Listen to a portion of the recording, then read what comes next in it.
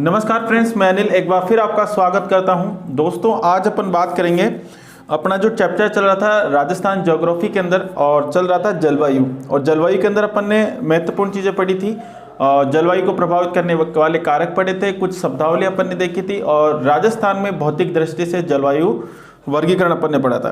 अब देखो, बहुत सारे ऐसे विद्वान हुए जिन्होंने राजस्थान के अंदर जलवायु का वर्गीकरण किया, जैसे कोपेन है, थॉर्नवेट है, ठीक है। ये सारे के सारे वैज्ञानिकों ने राजस्थान की जलवायु में अपना योगदान दिया और इनके अनुसार जो भौतिक प्रदेश बताए गए वहाँ से क्वेश्चन पूछे जाते हैं। बहुत ही ज़्यादा इंपॉर्टेंट चीज़ बता रहा हूँ आज, वेरी वेरी इंपॉर्टेंट लगा लेना। 80% अगर जलवायु से क्वेश्चन पूछे जा रहे हैं तो अभी जो मैं पढ़ा रहा हूँ यहीं से क्वेश्चन आएगा, ठीक है मेरे बच्चे। आप कोई सा भी एग्जाम उठा के देख लो, कोपेन का जलवायु वर्गीकरण पूछा जा रहा है, कहीं से भी कोई सा भी एग्जाम हो, ये फेवरेट हो रहा है अधीनस्थ बोर्ड का और आरपीएससी का, ठीक है।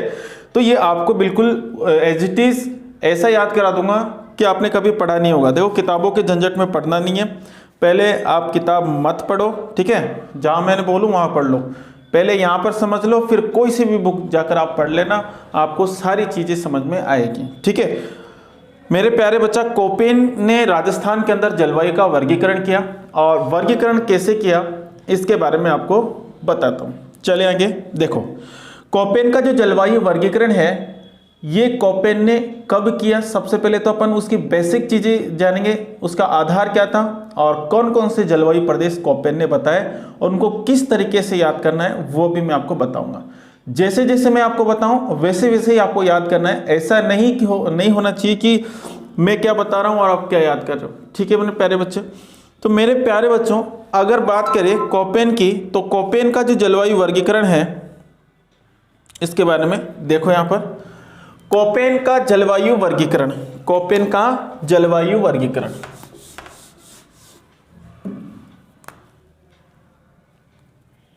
कोपेन का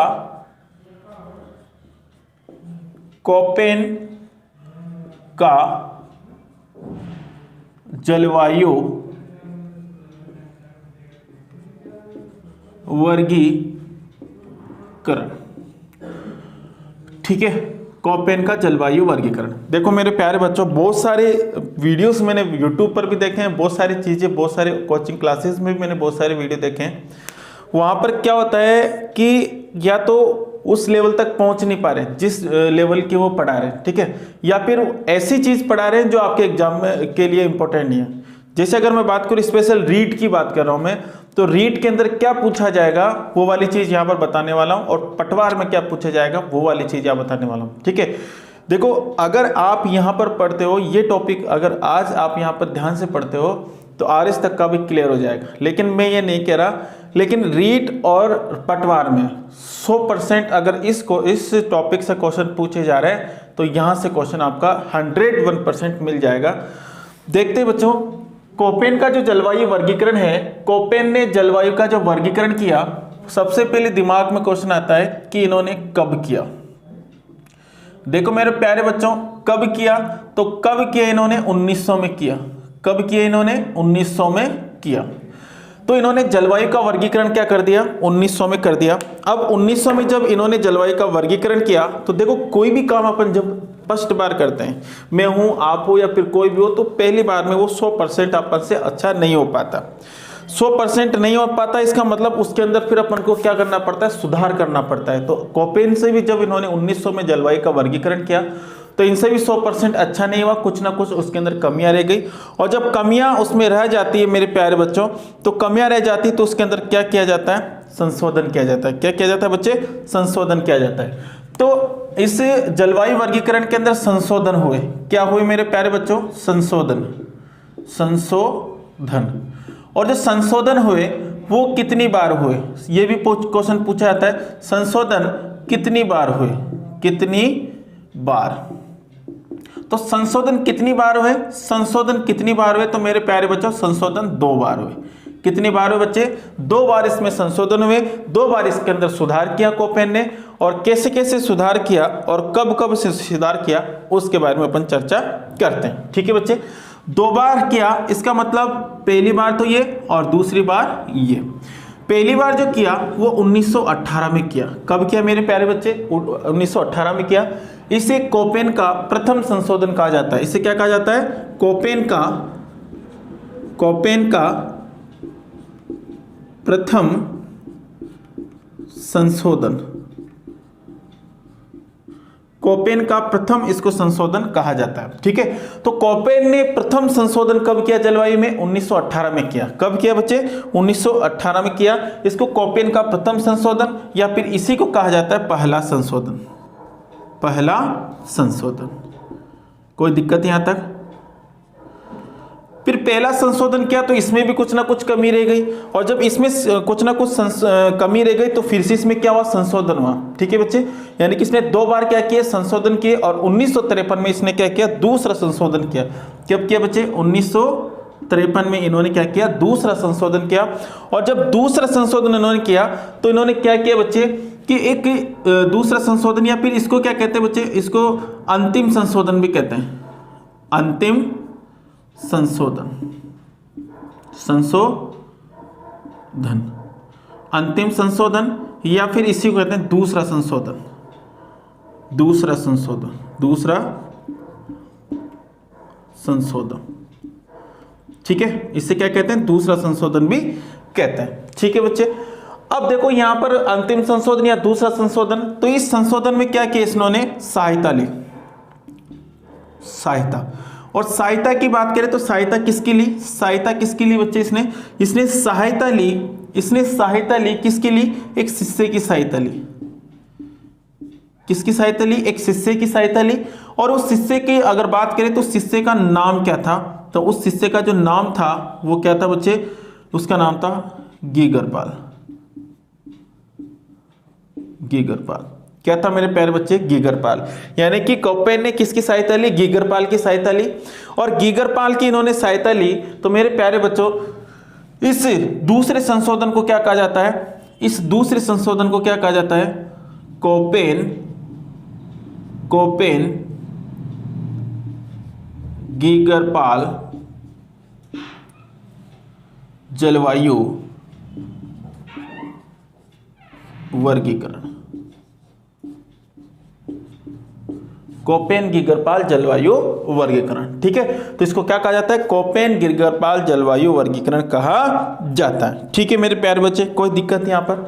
अब देखो यहां पर फिर से एक बार मैं आपको रटवा देता हूं। देखो कोपेन का जलवायु वर्गीकरण पढ़ रहे हैं। कोपेन ने जलवायु का वर्गीकरण कब किया? 1900 में किया। संशोधन कितनी बार हुए? 2 बार हुए। पहला संशोधन 1918 में, उसको कोपेन का प्रथम संशोधन या फिर पहला संशोधन इसको कहते हैं। ठीक है बच्चे, दूसरे 1953 में अंतिम संशोधन या फिर दूसरा संशोधन। इस सहायता किसकी ली? शिष्य की। नाम क्या था? गीगरपाल। कोपेन गीगरपाल जलवायु वर्गीकरण उसको कहते हैं। ठीक है बच्चे, कोई दिक्कत यहां तक? चलें आगे। देखो अब कोपेन ने जो जलवायु का वर्गीकरण किया तो कोपेन ने क्या किया? इसका आधार माना। क्या माना बच्चे? आधार माना। देखो कोई भी काम जब अपन करते हैं तो अपन क्या करते हैं? आधार मानते हैं। जैसे मैं आज ये काम कर रहा हूँ, यहाँ पर मैं टीचिंग कर रहा हूँ, तो मेरा भी कोई ना कोई आधार होगा। आप पढ़ाई कर रहे हो तो आपका भी कोई ना कोई आधार है, क्योंकि आपको भी सक्सेस पाना है, नौकरी पाना है। ठीक है, तो कोई ना कोई सबका एक आधार होता है। ठीक है, तो कोपेन का भी एक आधार था, और इन्होंने आधार किन किन चीजों को लिया वो क्वेश्चन वहां से पूछे जाते हैं। तो इन्होंने कोपेन ने क्या किया? जलवायु का आधार माना। कोपेन ने जलवायु का आधार माना। और माना किसको? 3 चीजों को माना। कितनी चीजों को माना? 3 चीजों को माना। और यही क्वेश्चन पूछा गया महिला सुपरवाइजर में। ठीक है मेरे प्यारे बच्चे, तो प्रथम यानी कि फर्स्ट प्रायिकता किसको दी इन्होंने? वनस्पति को दी। किसको दी बच्चे? वनस्पति को दी। वनस्पति, यानी कि कोपेन ने क्या किया? वनस्पति को प्रायिकता दी। इन्होंने कहा कि वनस्पति जहां पर होगी वहां पर, यानी कि वनस्पति क्या करती है? जलवायु को प्रभावित करने में क्या करती है? कारगर है। यानी कि अगर किसी जगह पर अगर वनस्पति ज्यादा है, किसी जगह पर अगर वनस्पति ज्यादा है तो वहां पर मानव द्वारा रहने योग्य स्थान नहीं होगा, क्योंकि वनस्पति ज्यादा होगी तो मक्खी मच्छर वहां पर ज्यादा होंगे, और मक्खी मच्छर ज्यादा होंगे तो वहां पर रोग ज्यादा होंगे। तो मेरे प्यारे बच्चा, वहां पर मानव नहीं रह सकता। अगर वनस्पति कम है तो वहां पर भी मानव नहीं रह सकता, क्योंकि वनस्पति कम होगी। मैंने कहा था कि सघन यानी कि विरल अगर वनस्पति जहां पर पाई जाती है तो वहां पर क्या होता है मेरे प्यारे बच्चों, तापमान ज्यादा होता है। और सघन वनस्पति वहां पर होगी तो वहां पर क्या होगा, तापमान कम होगा। तो यानी कि एक बैलेंस होना चाहिए वनस्पति, यानी कि वनस्पति को फर्स्ट उन्होंने क्या दी, प्रायिकता दी कि वनस्पति जलवायु को प्रभावित करने वाला प्रथम कारक उन्होंने माना। दूसरा जो कारक माना, वो दूसरा कारक माना तापमान को। किसको माना बच्चे, तापमान को माना। और तापमान की बात करें तो तापमान को उन्होंने सेकंड चॉइस बताया कि तापमान क्या करता है, जलवायु को प्रभावित करता है। ठीक है, देखो किसी जगह पर अगर तापमान है तो तापमान ज्यादा भी नहीं होना चाहिए, तो तापमान कम भी नहीं होना चाहिए। ठीक है, यानी कि तापमान अगर ज्यादा होगा तो वहां पर मानव निवास नहीं कर सकता, अगर तापमान कम है तो वहां पर भी मानव निवास नहीं कर सकता। तो तापमान को भी उन्होंने क्या किया, प्रायिकता दी, और किसको दी, सेकंड प्रायिकता उसको दी। वर्षा, तीसरा किसको दी, वर्षा को प्रायिकता दी, यानी कि रेन की बात कर रहा हूं। वर्षा को तीसरी प्रायिकता दी कि वर्षा भी क्या करती है, जलवायु को प्रभावित करती है। ठीक है बच्चे, अब देखो अगर कहीं पर ज्यादा बारिश हो रही है, बहुत ज्यादा बारिश हो रही है, अगर बहुत ज्यादा कहीं पर बारिश हो रही है तो वहां पर आप मानव निवास नहीं कर सकता। अगर वहां पर कहीं पर अगर बारिश हो ही नहीं रही तो वहां पर भी मानव निवास नहीं कर सकता। यानी कि तीसरी प्रायिकता किसको दी, वर्षा की दी। यानी कि कोपेन ने इनको एक बैलेंस कर दिया, भाई इतनी वहां पर वनस्पति होना चाहिए, इतना तापमान होना चाहिए और इतना वर्षा होना चाहिए। यानी कि इन सबकी जो मात्रा थी वो क्या कर ली, डिसाइड कर ली। और डिसाइड किसके आधार पर करी, अनुभव के आधार पर। यानी कि इनकी जो मात्रा थी, ये मात्रा क्या कर ली दोस्तों, मात्रा इनकी मात्रा इन्होंने मान ली। यानी कि मात्रा इन्होंने मान ली, और मात्रा किसके आधार पर मानी, अनुभव के आधार पर। अनुभव के आधार पर इन्होंने मात्रा मान ली। अनुभव के आधार पर इन्होंने मात्रा मानी, इसलिए कोपेन के इस जलवायु वर्गीकरण को, अगर मैं इन दोनों शब्दों को जोड़ता हूं तो यहां पर एक शब्द बनकर आता है, और उस शब्द है कोपेन के जलवायु वर्गीकरण को कहा जाता है मात्रात्मक आनुभाविक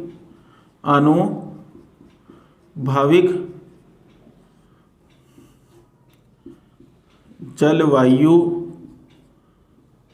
वर्गीकरण,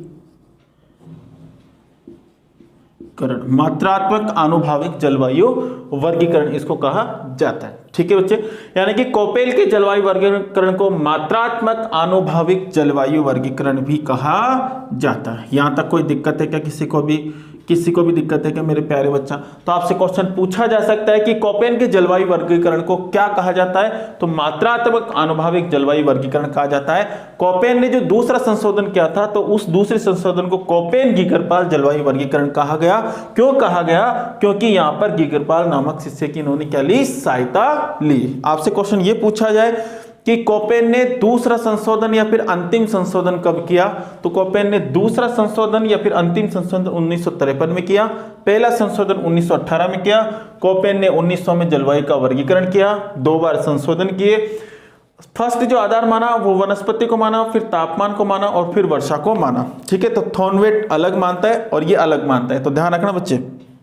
चलिए आगे, तो अगर मैं बात करूं तो इसमें क्या कर दी, वनस्पति की मात्रा निश्चित कर दी। ठीक है, इसमें क्या कर दी, वनस्पति की मात्रा क्या कर दी, निश्चित कर दी।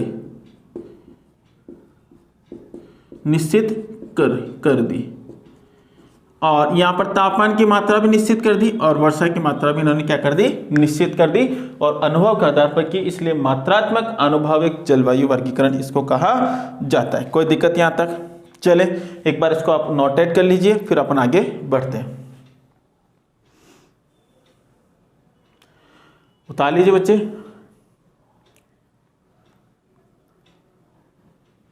ठीक है, तो यहां तक आपको समझ में आया होगा, एक एक चीज समझ में आई होगी। आज के बाद कहीं पर भी पढ़ो तो मजा आएगा आपको। ठीक है, चलिए आगे देखो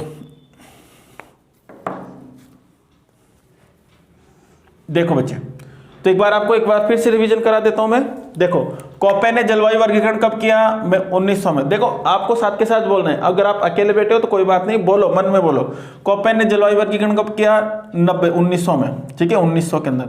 संशोधन कितनी बार? 2 बार। पहला संशोधन 1918 में, प्रथम संशोधन इसको कहते हैं, या फिर इसको पहला संशोधन कहते हैं। 1900। दूसरा संशोधन कब किया? 1953 में, या फिर इसको अंतिम संशोधन में कहते हैं, क्योंकि ये इसके बाद कोई संशोधन हुआ ही नहीं। सहायता किसकी ली? शिष्य की सहायता ली। शिष्य का नाम क्या था? गीगरपाल, इसलिए इसको कोपेन गीगरपाल जलवायु वर्गीकरण भी कहते हैं, ठीक है। कोपेन ने जलवायु का आधार किसको माना? वनस्पति को, दूसरा तापमान को, तीसरा वर्षा को। तापमान की बात, सॉरी, वनस्पति की बात करें तो फर्स्ट प्रायिकता इन्होंने किसको दी?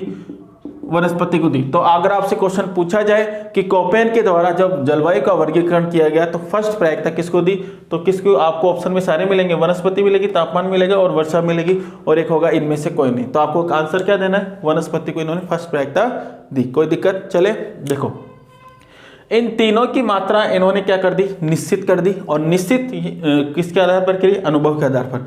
मात्रा अनुभव के आधार पर की, इसलिए इसको मात्रात्मक आनुभविक जलवायु वर्गीकरण के नाम से भी जाना जाता है। कोई दिक्कत है क्या? यहां तक बता दीजिए, होगी नहीं दिक्कत आपको। चलता हूं मैं आगे।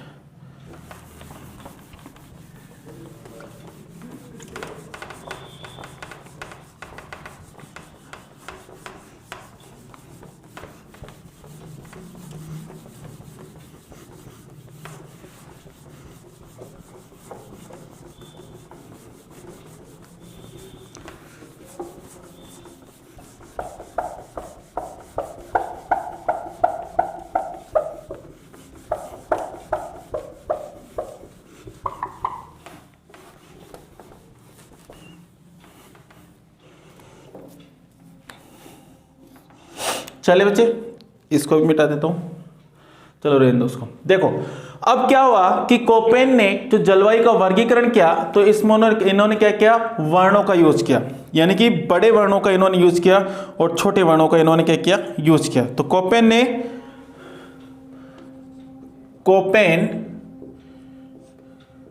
ने जलवायु वर्गीकरण, कोपेन ने जलवायु वर्गीकरण में अंग्रेजी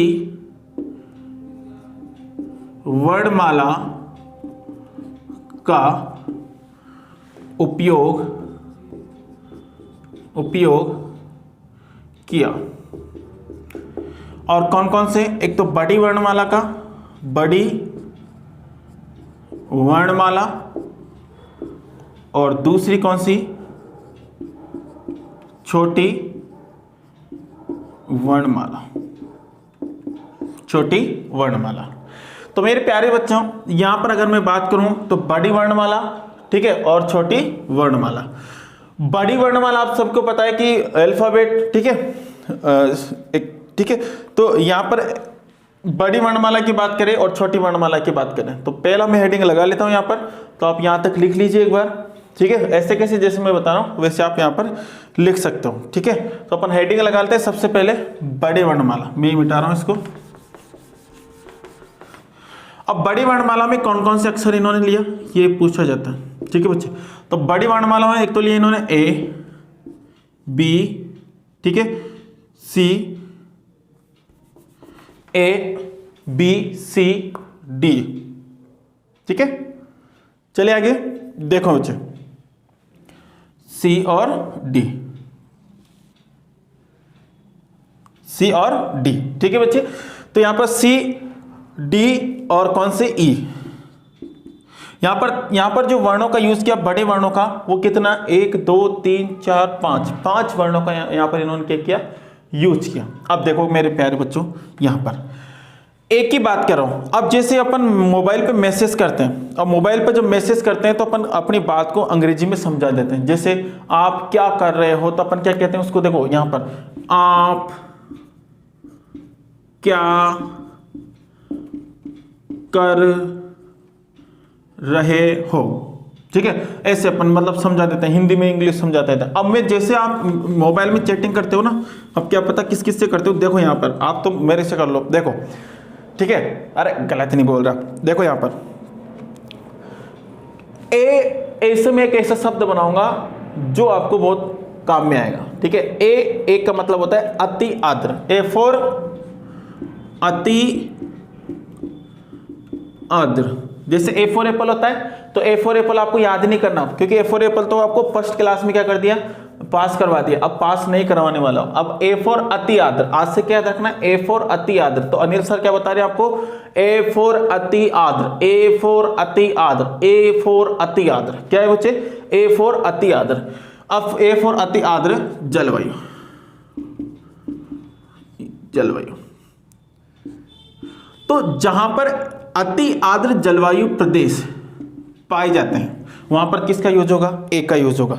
जहां पर अति आर्द्र जलवायु प्रदेश पाए जाते हैं वहां पर किसका यूज होगा, ए का यूज होगा। किसका यूज होगा रे, ए का यूज होगा। कोई दिक्कत है क्या यहां तक, नहीं है ना। देखो बी की बात कर रहा हूं, जैसे मैं याद करा रहा हूं वैसे वैसे याद करना, ज्यादा हीरो बनते मत दिखाना, ठीक है। तो याद नहीं होगा क्योंकि किताबों में आपको हो ही नहीं सकता याद, ठीक है।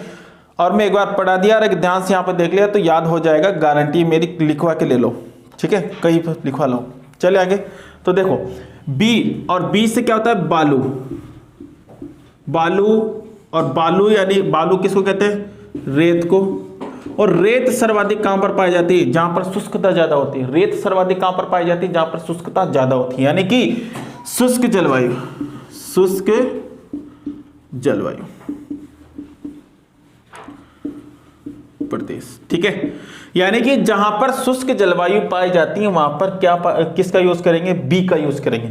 जहां पर शुष्क जलवायु पाई जाएंगी, जहां पर शुष्क जलवायु पाई जाएगी किसका यूज करोगे, बी का यूज करोगे। जहां पर अति आर्द्र जलवायु पाई जाएगी वहां पर किसका यूज करोगे, ए का यूज करोगे। कोई दिक्कत है क्या, चले आगे। देखो बच्चे सी की बात कर रहा हूं, जैसे जैसे मैं याद कर रहा हूं वैसे वैसे याद रखना है, क्योंकि पहले आप सी और केट बोलते थे, आज मैं आपको कुछ बुलाने वाला हूं, ठीक है। कैसे कैसे बुला रहा हूं, देखो सी का मतलब होता है सी, ये देखो शीतोष्ण या फिर उपोष्ण जलवायु। कोई दिक्कत है क्या, नहीं है ना दिक्कत। यानी कि शीत और शीतोष्ण या उपोष्ण जलवायु प्रदेश। यानी कि मेरे प्यारे बच्चा सी का उपयोग कहां पर करेंगे, शीतोष्ण, शीतोष्ण कहां से यूज कर रहा है, शीतोष्ण या उपोष्ण जलवायु प्रदेश। कोई दिक्कत है क्या, चले आगे। देखो बच्चे यहां पर अगर अपन बात करें तो सी यानी शीतोष्ण या उपोष्ण जलवायु प्रदेश। कोई दिक्कत है क्या, चले आगे। देखो अब बात करेंगे अपन डी और ई की। तो डी और ई राजस्थान में यूज नहीं करते, तो डी और ई राजस्थान में अपन उपयोग नहीं करते। राजस्थान में कितने करते हैं, 3 ही करते हैं। तो आपसे क्वेश्चन ये भी पूछा जा सकता है कि कोपेन ने राजस्थान के अंदर कुल कितने वर्णों का उपयोग किया, तो 3 वर्णों का उपयोग किया। लेकिन अगर आपसे टोटल पूछा जाए कि कोपेन ने बड़े वर्णों का उपयोग, कितने बड़े वर्णों का उपयोग किया, तो 5 बड़े वर्णों का उपयोग किया, जिसमें से राजस्थान में कितने, 3 बड़े वर्ण। ये डी और ई प्रकार की जलवायु राजस्थान में नहीं पाई जाएगी, क्योंकि यहाँ पर कोई ठंडा क्षेत्र नहीं पाया जाता। चलिए आगे देखो बच्चे यहाँ पर, तो आपको ध्यान रखना है ए फॉर अति आर्द्र जलवायु प्रदेश, बी फॉर बालू, बालू यानी रेत, रेत यानी शुष्क जलवायु प्रदेश। कोई दिक्कत है क्या, नहीं है ना, होगी भी नहीं। चलते हैं आगे। देखो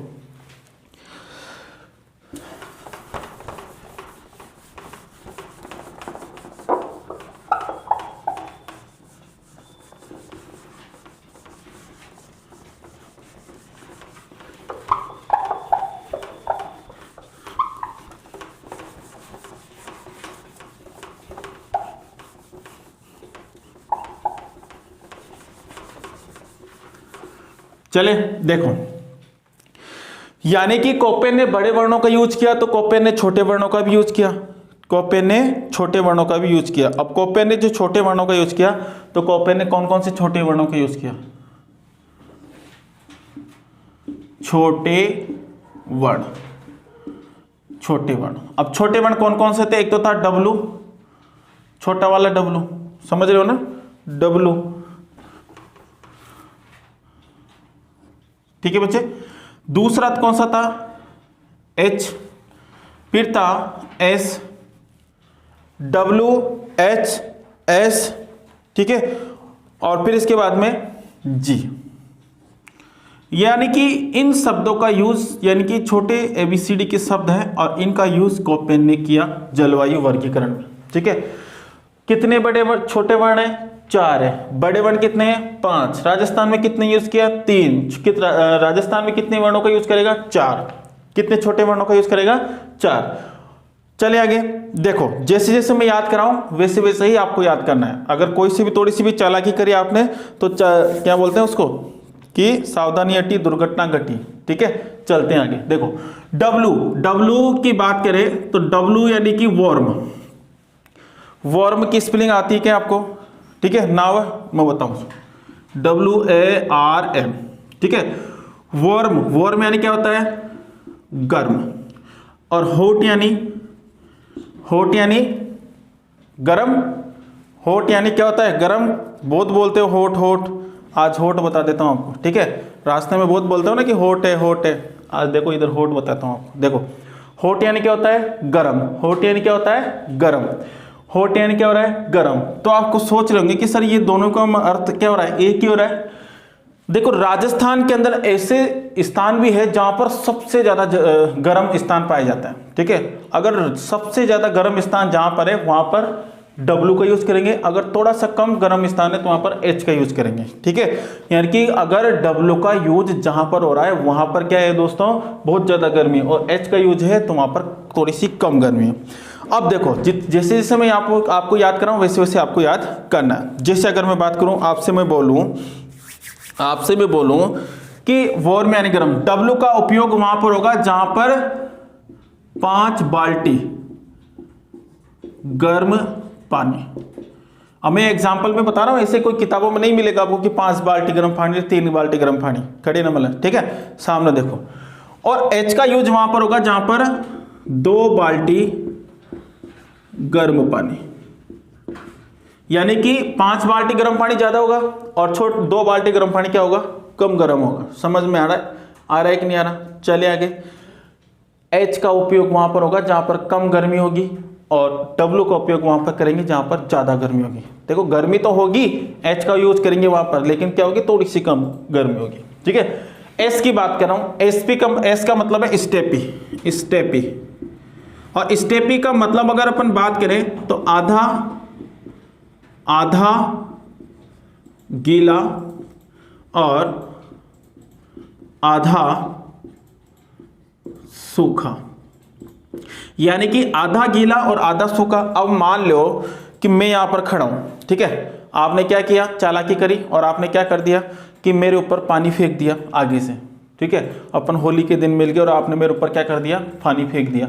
आगे से मैं पूरा का पूरा क्या हो गया? गीला हो गया। और आगे से जब मैं पूरा का पूरा गीला हो जाता हूं तो पीछे से मैं क्या रहूंगा? सूखा रहूंगा। यानी कि आप क्या कहोगे? अरे सर तो क्या आगे से तो गीले हो गए, पीछे से क्या है? सूखे। यानी कि मैं क्या हो गया? आधा गीला और आधा सूखा, यानी कि मैं कैसा हो गया? अर्ध शुष्क हो गया। कैसा हो गया बच्चे? अर्ध शुष्क हो गया। यानी कि आधा गीला हुआ आधा सूखा, यानी कि अर्ध शुष्क। यानी कि S का उपयोग वहां पर होगा जहां पर अर्ध शुष्क जलवायु पाई जाती है। अर्ध शुष्क जलवायु पाई जाती है। ठीक है, चलिए आगे। G की बात कर रहा हूं मैं। G का उपयोग कहां पर होगा? G फॉर गर्मी। समझ में आ रहा है कि नहीं आ रहा? G फॉर गर्मी। अगर गर्मी को इंग्लिश में अगर स्पेलिंग पूछो आपसे तो आप क्या कहोगे कि सर G से स्टार्ट होगी, GARMI। ठीक है, गर्मी। समझ में आ रहा है कि नहीं आ रहा? अगर मैं बात करूं G तो G फॉर गर्मी कहां पर? जहां पर होगी वहां का तापमान क्या होगा? ज्यादा होगा। जहां का तापमान क्या होगा?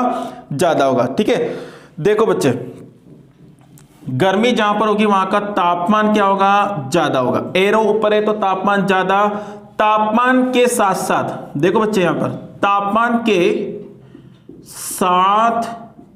साथ वहां पर वर्षा भी होनी चाहिए।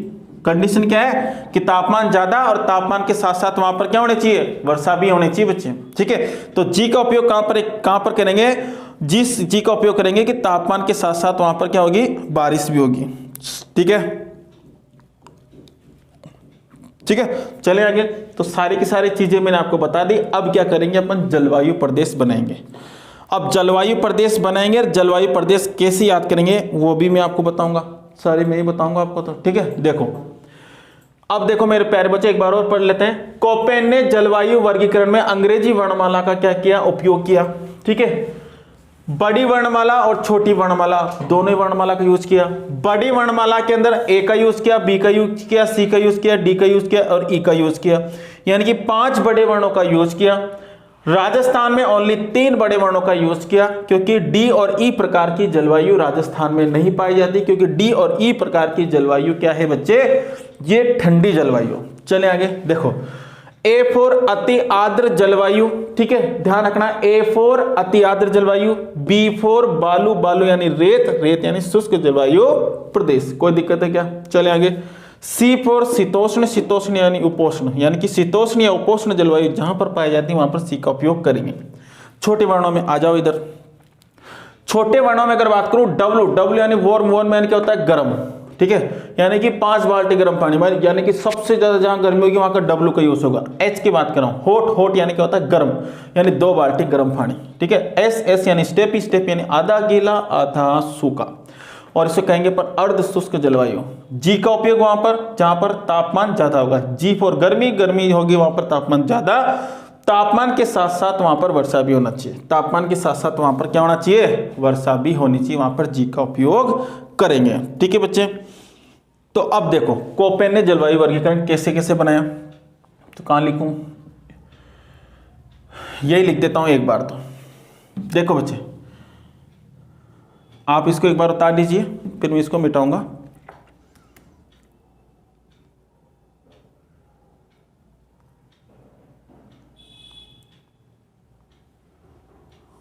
चले,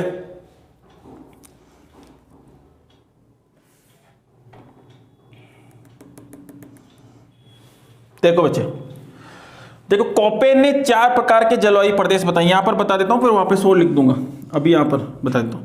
कोपेन ने कितने प्रकार के, 4 प्रकार के जलवायु प्रदेश बताए, 4 प्रकार के। पहला जो जलवायु प्रदेश था तो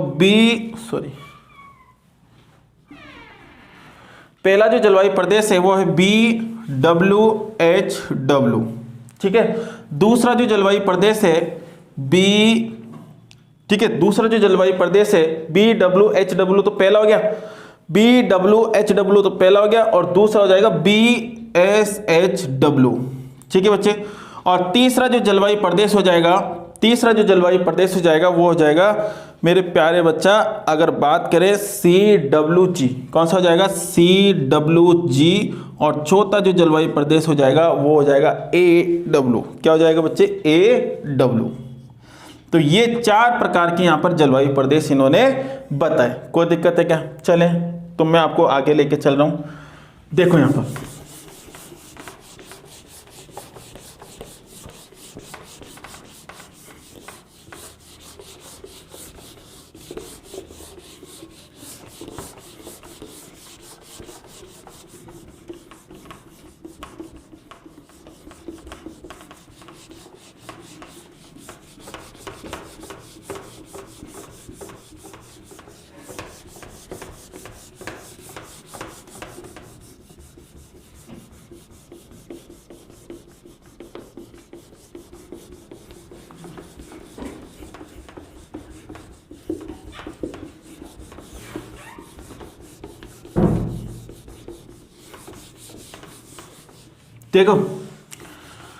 देखो बच्चे, तो कोपेन ने जलवायु वर्गीकरण किया और इसने 4 प्रकार के जलवायु वर्गीकरण यहां पर किए।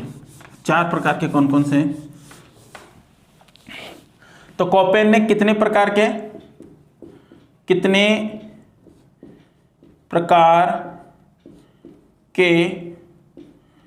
जलवायु प्रदेश बताए? तो कितने प्रकार के जलवायु प्रदेश बताए बच्चे? वो बताए 4 प्रकार के, 4 प्रकार के। अब 4 प्रकार में पहला जो है देखो बच्चे, यहां पर बात कर रहे हैं, ये पूरा का पूरा अपना राजस्थान है, ठीक है। ये पूरा का पूरा क्या है? अपना राजस्थान है।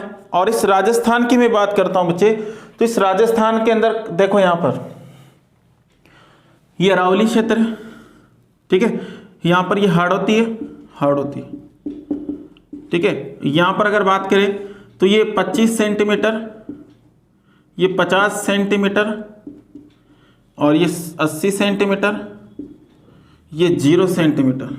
ठीक है बच्चे, तो 1 2 3 4 जलवायु प्रदेश इन्होंने बताया। तो देखो यहाँ पर सबसे कम बारिश कहां पर हो रही है, तो सबसे कम बारिश तो इस वाले क्षेत्र में हो रही है, और सबसे कम बारिश यहां पर हो रही है। यानी कि मैंने कहा था कि जहां पर बारिश कम होगी वहां का तापमान क्या होगा, ज्यादा होगा। जहां पर बारिश कम होगी वहां का तापमान हमेशा क्या होगा, ज्यादा होगा। यानी कि यहाँ का तापमान क्या हो रहा है, ज्यादा हो रहा है। और यहाँ का अगर तापमान ज्यादा है, यहाँ का अगर तापमान ज्यादा है तो मेरे प्यारे बच्चों यहां पर किसका यूज होगा, W का यूज होगा। यानी कि यहां पर होगा BWHW। देखो अब देखो यहां मैंने यहां पर B का यूज क्यों किया, दिमाग लगाओ B का यूज। तो आप याद करो, पन्ना पलटो और उसमें देखो B मैंने कहां लिखा है, बड़ा अल्फाबेट है। B फॉर बालू, बालू यानी रेत, जहां पर रेत सर्वाधिक होगी वहीं पर क्या होगा बच्चे, B का यूज होगा। यानी कि अगर रेत सर्वाधिक कहां पर होगी, जहां पर शुष्कता ज्यादा होगी, शुष्कता ज्यादा होगी तो वहां पर क्या होगा, धूल भरी आंधियां चलेगी, धूल भरी आंधियां चलेगी तो उससे क्या होगा, रेत का कटाव होगा, रेत वहां पर सबसे ज्यादा पाई जाएगी। तो B का यूज इसलिए किया। W का क्यों किया, क्योंकि यहां पर तापमान ही बहुत ज्यादा है, तापमान ज्यादा है इसलिए W का यूज किया। फिर H का यूज किया, H का यूज भी कहां पे कहते हैं, जहां तापमान ज्यादा होता है। और W का फिर अपने यहां पर 2 बार यूज किया W का, यानी कि यहां पर किया। अब देखो दूसरा जो 25 से 50 सेंटीमीटर यानी कि अर्ध शुष्क क्षेत्र की बात कर रहा हूं। इस अर्ध शुष्क क्षेत्र में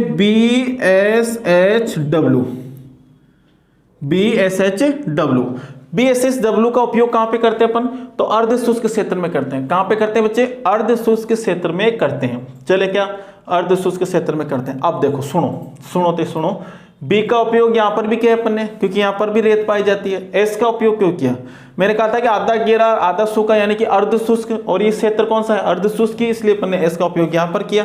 फिर कहोगे कि सर H का क्यों किया, क्योंकि यहां पर भी गर्मी पाई जाती है इसलिए H का उपयोग यहां पर किया। और W का उपयोग क्यों किया, क्योंकि यहां पर भी गर्मी पाई जाती है। तो यहां पर ज्यादा गर्मी, यहां पर कम गर्मी। यानी कि देखो यहां पर B का W का मतलब मैंने क्या बताया था, 5 बाल्टी पानी, H का मतलब 2 बाल्टी, और W का मतलब 5, यानी कि टोटल कितनी बाल्टी होगी, 12 बाल्टी। यानी कि यहाँ पर 12 बाल्टी और यहाँ पर 2 प्लस यहाँ पर कितने हो गए, 5, यानी कि यहाँ पर 7 ही बाल्टी हुई। यानी कि ज़्यादा गर्मी कहाँ पर है, यहाँ पर है। समझ में आ रहा है कि नहीं आ रहा, ये बाल्टी आपको उसमें नहीं मिलेगी किताबों में, समझ में आ रहा है ना। मैं ऐसे बता रहा हूँ आपको याद करने के लिए, ठीक है, कि आपको याद हो जाए, ठीक है। अब चलते अपन आगे। अब देखो CWG, इस पूरे क्षेत्र के अंदर कौन सी जलवायु पाई जा रही है, CWG। अब देखो C की बात कर रहा हूं मैं, C की बात कर रहा हूं, किसकी बात करूं, C की। तो C यानी क्या बोला था मैंने, देखो पन्ना पलट के, C यानी शीतोष्ण। C यानी क्या बताया था मैंने, शीतोष्ण। C शीतोष्ण, तो यहां पर शीतोष्ण जलवायु पाई जाती है क्या, आप कहोगे बिल्कुल सर, अरावली प्रदेश के अंदर शीतोष्ण या फिर उपोष्ण जलवायु पाई जाती है। W का उपयोग इसलिए कर रहे हैं क्योंकि यहाँ पर तापमान भी ज्यादा होता है, और तापमान ज्यादा होता है इसलिए यहाँ पर वर्ष बारिश भी होती है, क्योंकि पास में गए यहाँ से बंगाल की खाड़ी क्या होती है, शाखा आती है, ठीक है। अब बात करते हैं G का मतलब गर्मी भी तेज होना चाहिए और बारिश भी तेज होना चाहिए। तो ये क्षेत्र में बारिश भी तेज होती है और गर्मी भी तेज होती है, समझ में आ रहा है कि नहीं आ रहा। तो CWG यहाँ पर जलवायु प्रदेश इन्होंने बताया, और इसके अंदर पूर्वी राजस्थान और यहाँ पर अरावली क्षेत्र पूरा का पूरा इसके अंदर आ जाता है। और अगर मैं हाड़ौती की बात करूं तो हाड़ौती की बात करूं तो यहां पर पाई जाती है AW। अब हाड़ौती के अंदर 4 स्टेट है बच्चे, कितने हैं, 4 है। कौन कौन से, कोटा, बूंदी, बारा और झालावाड़, ठीक है। कोटा, बूंदी, बारा और झालावाड़, 4 स्टेट आते हैं इसके अंदर। अब देखो मेरे बच्चों, 4 तो ये हो गए, और AW जलवायु के अंदर अपन सिरोही को भी रखते हैं। किसको रखते हैं, सिरोही को रखते हैं, प्लस इसके अंदर अपन डूंगरपुर को भी रखते हैं, और इसके अंदर बांसवाड़ा को भी रखते हैं, क्योंकि ये क्षेत्र जो है ये मरुस्थलीय क्षेत्र में नहीं आते, यहां पर भी AW जलवायु ही पाई जाती है। यानी कि 4 तो ये और 3 ये, प्लस कितने हो गए, 7 हो गए। 7 जगह तो क्या पाई जाती है, AW। जहां पर सर्वाधिक बारिश होती है वहां पर AW जलवायु पाई जाती है, ठीक है, AW जलवायु पाई जाती है। चले क्या, चले देखो मेरे प्यारे बच्चों, पहली जलवायु कौन सी हो गई, BWHW जलवायु प्रदेश। दूसरी जलवायु कौन सी हो गई, BSHW जलवायु प्रदेश। तीसरी कौन सी हो गई? CWG, जलवायु प्रदेश। ठीक है बच्चे। चौथी कौन सी हो जाएगी? चौथी कौन सी हो जाएगी? AW, जलवायु प्रदेश। ठीक है क्या? सही है क्या? सही है ना? तो कोपेन ने राजस्थान में कितने जलवायु प्रदेश बताए? 4 प्रदेश बताए। कितने बताए बच्चे? 4 जलवायु प्रदेश यहां पर बताए। अब चले क्या, ये डायग्राम भी उतार लेना, ठीक है। मैं तो इसको मिटा रहा हूं, चल नहीं मिटा रहा, कोई बात नहीं है, मैं इन्हीं को मिटा देता हूं। 4 यहां पर आप लिख लो, इसी तरीके से लिख लिया, मान लो। देखो चले, देखो